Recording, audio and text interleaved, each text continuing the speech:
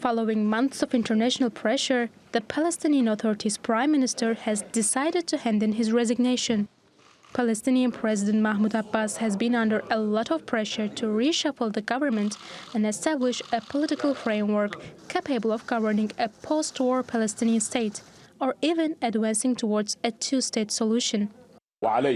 I see the next stage and its challenges require new government and political arrangements, taking into consideration the evolving situation in Gaza, national unity talks, the urgent need for a Palestinian consensus based on national foundations, and the extension of the authority of the government over the entire land of Palestine. Therefore, I submit the resignation of the government to the President for him to take necessary actions to serve our great people. Although it is considered to be a step towards facilitating the peace process, the future prospects seem to be limited. The resignation of the government is the best news we have heard. You know, the economic conditions are worsening. The resigned government is responsible for these dire economic conditions because its ministers have not worked enough to improve them. The government had to create alternative solutions for the Palestinian people.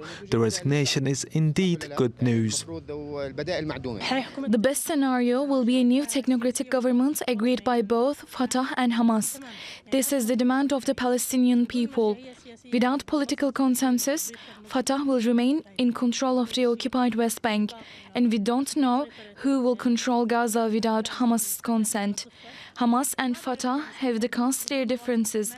Leaders in Fatah and Hamas have national responsibilities.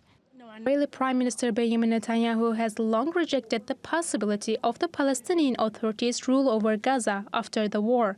It was an order, and their order is being carried out. Will it have any impact? Of course not. Because no matter what they do, in order for them to breathe life in an authority that has no credibility. Regardless, the next government has its work cut out with Israeli troops and settlers are on a killing spree in the occupied territories. At least 400 Palestinians have been killed in the West Bank since October 7. Meanwhile, the situation in Gaza is getting worse by the hour as the Israeli army continues its relentless military campaign. Rafah is the core of the humanitarian aid operation, and UNRWA is the backbone of that effort.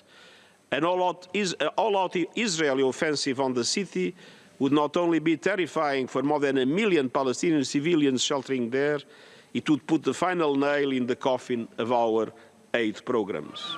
Netanyahu says even if a deal is struck with Hamas, it would only delay the operation in Rafah, where more than 1 million Palestinians are trapped. He is adamant that the operation will go ahead regardless. Hilal Uzun, TRT World.